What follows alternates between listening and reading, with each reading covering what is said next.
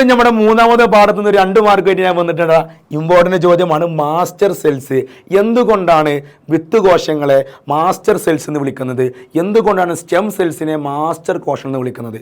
നമുക്കറിയാം, എല്ലാ കോശങ്ങളായിട്ടും മാറാൻ കഴിവുള്ള കോശങ്ങളാണ് മാസ്റ്റർ കോശങ്ങൾ എന്ന് പറയുന്നത്.